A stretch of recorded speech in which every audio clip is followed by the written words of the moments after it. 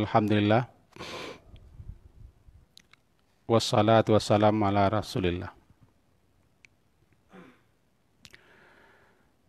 Pagi tadi selesai salat subuh, kita telah menjelaskan setentangan yang berkaitan dengan salat syuruk atau salat isyraq. Sedikit agak panjang lebar telah kita uraikan. Dan kita tidak akan mengulasnya kembali. Sekarang kita sambung saja kepada salat sunat berikutnya, yaitu salat sunat duha. Secara bahasa, duha itu artinya sesuatu yang nampak jelas. Sesuatu yang nampak jelas namanya duha. Setelah matahari terbit muncul, kemudian naik kira-kira sepenggalah atau setombak, segala sesuatunya ketika itu sudah nampak jelas. Lantaran cahaya matahari yang muncul, yang terbit. Maka disebutlah waktu dan saat itu dengan duha. Jadi duha maknanya adalah waktu di mana segala sesuatunya sudah nampak jelas karena telah muncul terbitnya matahari meninggi ke atas. Kemudian waktu duha itu dimulai semenjak matahari meninggi sekadar atau sekira satu tombak sepenggalah sampai nanti menjelang masuk waktu zuhur atau zawal tergelincirnya matahari. Sepanjang itu namanya waktu duha. Waktu duha terbaik adalah hina tarmadul fisal. Itu ketika anak-anak onta telah kepanasan. Di mana anak-anak onta tidak sanggup lagi berpanas-panas. Dan dia telah mulai mencari tempat perlindungan atau pergi kepada arah induknya. Agar dia terlindungi daripada panas yang sudah mulai menyengat. Diperkirakan waktunya sekitar jam 10-an. Dan 10-an itu, kita justru dianjurkan berpanas-panas. Cahaya ultraviolet, vitamin D. Tetapi saya tidak mengulas itu karena saya bukan ahlinya. Itulah waktu duha. Jadi sepanjang waktu semenjak matahari meninggi setombak atau sepenggalah sampai sebelum masuk waktu zuhur, boleh dilaksanakan salat duha. Sepanjang waktu itu. Karena itulah waktu duha. Apa bedanya dengan syuruk atau isyraq? Tadi sudah disebutkan. Syuruk adalah terbitnya matahari di timur. Tuluak muncul. Syuruk terbit. Isyraq, matahari terbit telah meninggi. Duha dimulai ketika dia sudah meninggi satu tombak atau sepenggalah. Salat ketika itu minimal 2 rakaat, bernamalah dia salat duha. Mengenai salat duha ini banyak sekali keutamaan-keutamaan yang disebut Nabi. Di antaranya hadis yang pendek sebagaimana diriwayatkan oleh Imam Tirmizi. Hadisnya disebutkan bahwa Rasulullah sallallahu alaihi wasallam bersabda, itu daripada Abi Darda, Abi Zar, dari Rasulullah SAW, Rasulullah bersabda, daripada Allah Azza wa Jalla, Allah yang Maha Perkasa, di mana Allah itu berfirman, berarti hadis ini hadis qudsi, Ibnu Adam, wahai anak Adam, yakni wahai anak cucu keturunan Adam, irka'li min awalin nahari arba'a raka'at akfika akhirah. Rukuklah untukku, irka'li min awalin nahar, di awal siang, arba'a raka'at, 4 rakaat, akfika, aku akan mencukupimu, akhirahu, di akhir siang. Hadis riwayat Imam Tirmizi. Dan juga hadis ini diriwayatkan oleh Imam Ahmad. Dinyatakan hadis ini sebagai hadis hasan. Kita tengok dalam syarah Sunan Tirmizi, yaitu Tuhfatul Ahwazi yang terbuka di hadapan saya ini. Apa maksudnya? Wahai anak Adam, laksanakanlah salat 4 rakaat di awal siang. Awal siang itu adalah ketika matahari telah terbit. 4 rakaat. Ada yang menyebutkan yang dimaksud 4 rakaat di sini adalah salat sunat fajar dan salat subuh. 4 rakaat. Kan 4 itu. Salat sunat fajar dan salat fajar atau salat subuh 4 rakaat. Ada juga yang mengatakan ini salat isyraq, salat syuruk.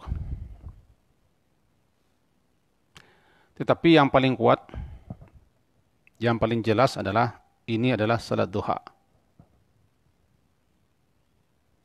Karena awalnya awal siang.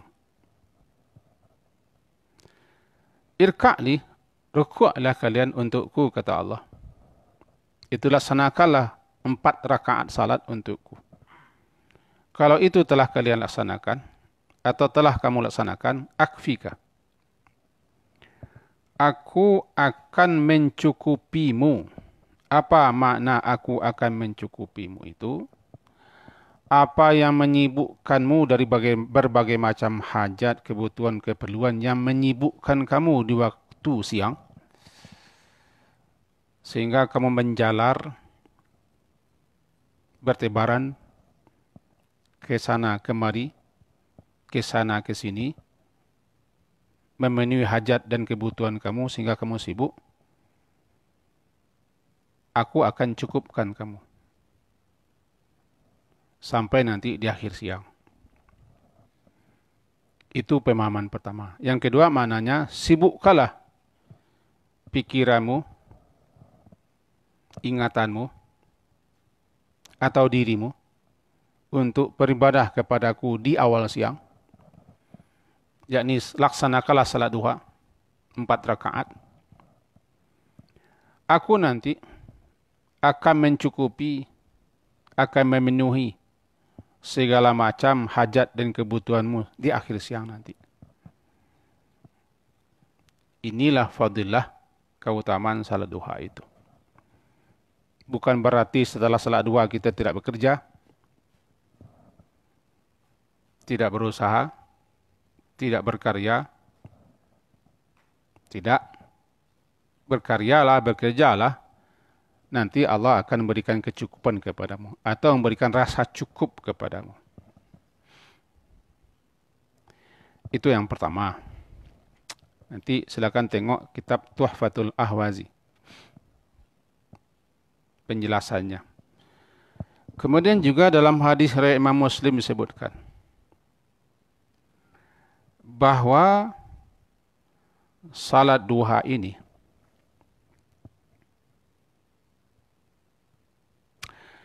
bisa nanti menyetarai ganjaran sedekah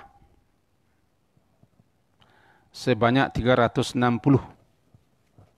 sedekah yang ditolakkan. Dalam hadis katakan kita mempunyai mifsal sebanyak 360 yang masing-masingnya sebagai atas syukur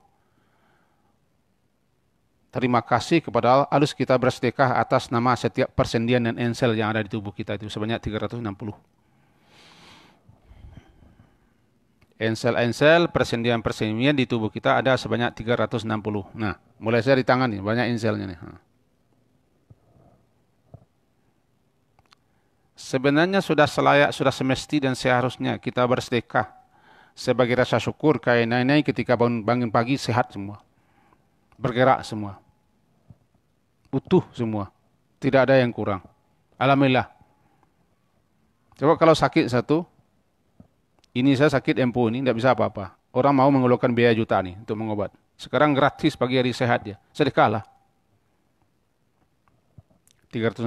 Lalu ada sahabat berkata, mana ada yang kami mampu bisa bersedekah 360 Rasulullah. Andaikan setiap ruas, setiap ensel itu kita sedekah misalnya 10.000 kali 360 kalau zaman sekarang. Kalau dulu mana kan dinar dan dirham. Aina yutikun. Aina nutik. Siapa yang kami yang mampu yang sanggup itu Rasulullah, kata sahabat. Nah, kata beliau bahwa bukankah setiap tasbih itu sedekah, kullu tasbihatin sedekah, kullu tahmidatin sedekah, tahmid juga sedekah, tahlil juga sedekah, takbir juga sedekah, wa amrum bil ma'ruf sedekah, menyuruh orang berbuat yang ma'ruf kan juga sedekah, wa nahyun anil munkar sedekah, mencegah, menghambat, melarang orang berbuat yang kemungkaran kan juga sedekah, membantu orang juga sedekah, melapangkan, meringankan orang juga sedekah, mencampakkan, membuangkan duri yang mengganggu di jalan juga sedekah, banyak sedekah. Karena sedekah itu bukan hanya uang.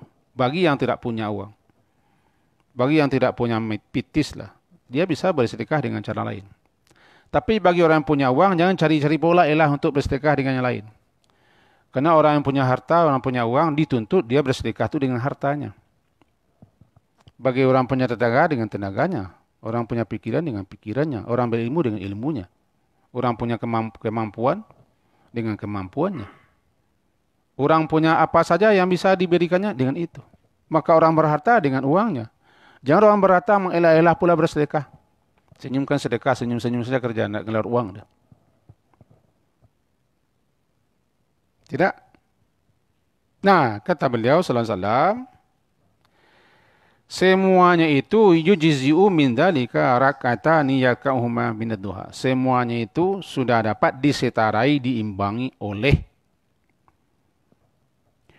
2 rakaat salat yang dilakukannya yang disebut dengan salat duha. Berarti salat duha 2 rakaat itu dapat mengimbangi, menyetarai sedekah atas nama anggota tubuh kita ini, sendi-sendi, ensel-ensel, ruas-ruasnya, sebanyak 360 itu. Dengan hanya 2 rakaat salat duha, telah dapat menyetarai, menyeimbangi atas nama sedekah sebagai rasa syukur kepada Allah, bergeraknya, sehatnya, pulihnya, tidak kurangnya anggota-anggota badan kita ini, ruas-ruas badan, sendi-sendi, ensel-ensel yang ada di badan kita ini. Itu kalau kita kaji fadilah. Kalau kita kaji keutamaan, rasanya kalau kita kaji fadilah keutamaan banyak lagi hadis-hadis yang lain. Tapi hati-hati, banyak juga hadis yang palsu. Sebagaimana hadis yang tercantum dalam kitab Durratun Nasi'in juga di situ banyak hadis-hadis tentang duha, tapi para pakar hadis telah mengkritik hadisnya. Banyak hadisnya lemah dan ada yang palsu, ada yang la aslalah, tidak ada sumbernya. Hati-hati membaca buku itu. Cukupkan sajalah dengan hadis-hadis yang sudah jelas kesahihannya, atau hadisnya sudah hadis hasan. Baik hasan saya ataupun hasan li ghairi sudah cukup itu. Ini yang kedua. Yang ketiga, berapa rakaat duha itu? Minimal 2 rakaat. Tapi boleh juga 4. Sebagaimana hadis Tirmizi tadi. 6 juga pernah dilakukan Rasulullah. 8 juga pernah. Ketika Futuh Makkah, Rasulullah 8 rakaat salat duha. Bahkan juga boleh 12. Jadi boleh 2, 4, 6, 8, bahkan 12. Dalam sebuah hadis, sebagian ulama menyatakan hadisnya hadis dhaif atau lemah. Dan yang lain menyatakan ini sebagai hadis hasan. Cuma untuk pemacu semangat, barangkali tidak masalah kalau kita baca. Hadisnya dari Abu Darda, di mana Abu Darda ini bercerita bahwa Rasulullah sallallahu alaihi wasallam bersabda, "Man shalla salata duha rak'atain lam yuktab minal ghafilin." Siapa yang salat duha 2 rakaat, dia tidak dicatat, tidak ditulis dan tidak ditetapkan termasuk orang yang ghafil, orang yang lalai. 2. Wa man shalla arba'an, siapa yang salat duha itu 4, kutiba minal abidin. Dia ditulis, dia dicatat, dia ditetapkan termasuk ahli ibadah, abidin. Wa man shalla sittan, dan siapa yang salat duha 6, kufiya dzalikal yaum. Orang ini diberi kecukupan pada hari itu. Kufiya, diberi kecukupan. Wa man shalla thamaniyan, siapa yang salat 8, katabahullahu minal qanitin. Allah tulis, Allah catat, Allah tetapkan dia termasuk orang yang qanitin, orang yang taat, tunduk dan patuh. Wa man shalla, siapa yang salat nanti sintai asyrata rakatan, 12 rakaat, banallahu lahu baitan fil jannah. Allah bangun untuknya khusus sebuah rumah, sebuah istana, sebuah gedung di surga. Wa ma min yaumin wa lailatin illa lillahi mannun yamunnu bihi ala ibadihi sadaqah. Dan tidaklah satu hari berlalu dan tidak pula satu malam, melainkan Allah memiliki karunia yang dikaruniakannya, yang dianugerahkannya kepada hamba-hambanya sebagai sedekah. Berarti setiap hari, setiap malam ada karunia yang Allah berikan kepada hamba-hambanya sebagai sedekah. Wa ma mannallahu ala ahadin min ibadihi afdal min al yulhimahu zikrahu.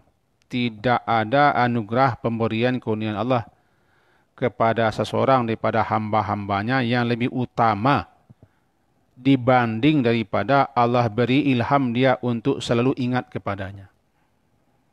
Ini hadis riwayat Imam Tabrani. Intinya apa? Berdasarkan hadis ini, walaupun lemah menurut sebagian ulama atau dhaif, tetapi ada juga ulama yang menyatakan hadis ini sebagai hadis hasan. Salah seorang ulama yang mengatakan hadis ini hasan, Albani, yang beliau terkadang sering berbeda pendapat dengan ulama-ulama ahli hadis lain. Ulama lain mengatakan hadisnya lemah, beliau mengatakan hasan. Yang lain mengatakan hasan, beliau mengatakan dhaif. Kita tidak akan mengupas itu karena kita bukan ahlinya. Serahkan saja kepada ahlinya mengupas. Paling tidak hadis ini, karena ada yang menyatakan hasan, sebagaimana kita jelaskan dalam kitab Sahih Targhib wa Tarhib oleh Al-Hafiz Munziri, nyatakan hadis hasan. Itu ada 2, ada 4, ada 6, sampai ada 12. Yang 12 akan dibangun untuknya istana di surga atau gedung di surga. Tetapi yang saya garis bawahi di sini adalah setiap hari, setiap malam Allah pasti memberikan karunia dan anugerah kepada hamba-hambanya. Dan tidak adalah anugerah yang terbaik bagi seorang hamba, melainkan Allah ilhamkan kepadanya untuk berzikir kepadanya. Jadi zikir itu adalah karunia terbaik setiap hari. Kemampuan. Dan kita bisa melaksanakan zikir kepada Allah setiap hari. Ingat kepada Allah itu suatu karunia terbaik dibanding dengan kurnia-kurnia lainnya. Ini mengenai jumlah atau bilangan rakaatnya. Lalu apa lagi?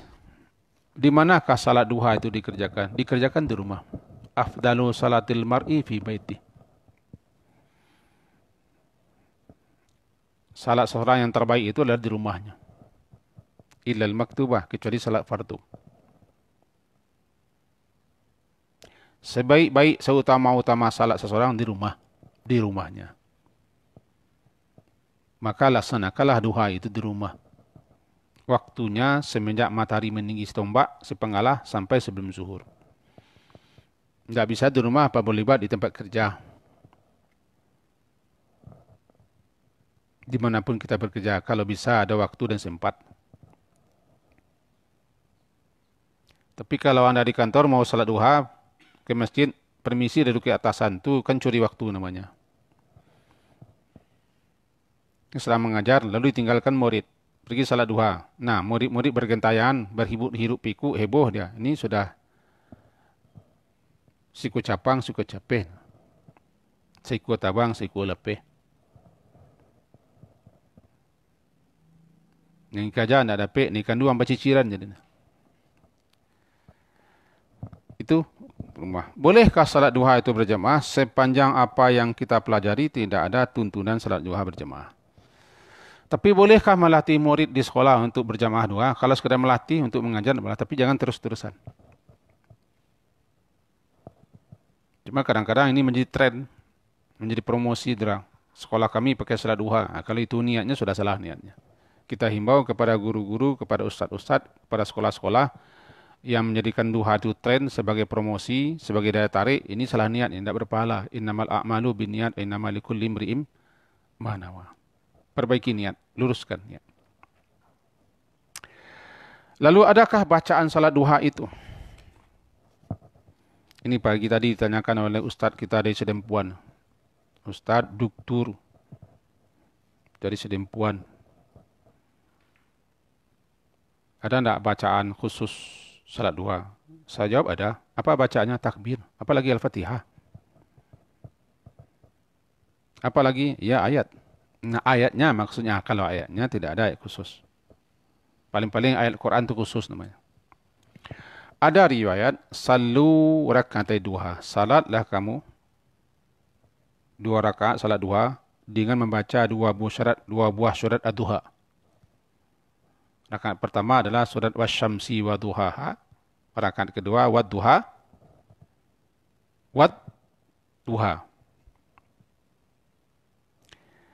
Ini didasarkan kepada hadis riwayat Ad-Dailami. Juga hadis riwayat Ar-Ruyani dalam kitab Musnadnya.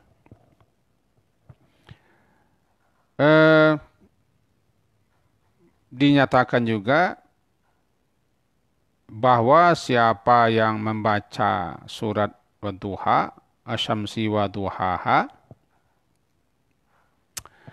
dan rakaat kedua membaca surat Ad-Duha, maka akan diampuni dosanya. Tetapi para ahli hadis setelah mempelajari hadis ini, ternyata hadis ini kata mereka maudhu'. Arti maudhu' itu hadis yang dibuat-buat, dibikin-bikin alias palsu. Tidak benar hadisnya. Dengan begitu, ini nanti bisa dilihat dalam kitab Faidul Qadir oleh Al-Munawi. Jami'us Sagir disyarahkan, nama kitabnya Faidul Qadir. Dalam kitab Faidul Qadir itu disebut bahwa ini hadisnya hadis maudhu'. Berarti tidak bisa jadikan dalil. Lalu bolehkah kita baca surat Ad-Duha di salat duha? Boleh. Surat Asy-Syamsi boleh. Tapi jangan kita membacanya menganggap itu bacaannya. Membacanya boleh, tapi jangan anggap. Tapi jangan pula itu saya baca terus. Lalu ayat apa saja? Boleh sembarang ayat. Yang pendek ada, yang panjang ada. Terakhir, karena waktu sudah berlalu. Adakah doa spesial? Doa khusus? Tidak ada. Ada ketemu dalam kitab I'anatut Talibin oleh Ad-Dimyati. Juga dalam kitab Syarah Al-Minhaj. Silakan lihat, tidak masalah. Saya juga sudah lihat. Ada doa dicantumkan situ, Allahumma inna duha duhauka, wal baha bahauka, wal jamal jamaluka, wal quwwatu quwwatuka, wal qudratu qudratuka, wal ismah ismatuka. Allahumma in kana rizqi fis sama fa'anzilhu. Ya Allah, jika rezekiku ada di langit, turunkanlah. Nah, itu doanya. In kana fil ardi fa'akhrijhu. Jika rezekiku ada di bumi, keluarkanlah. Wa in kana mu'asiran fayassirhu. Jika rezekiku sulit, mudahkanlah. Wa in kana haraman, jika rezeki itu haram, fatahhiru, sucikanlah. Wa in kana ba'idan faqarribhu. Jika rezeki itu jauh, perdekatlah ya Allah. Bihaqqi duhaika wa bahaika wa jamalika wa quwwatika wa qudratika atini ma ataita ibadaka salihin. Intinya doanya begitu.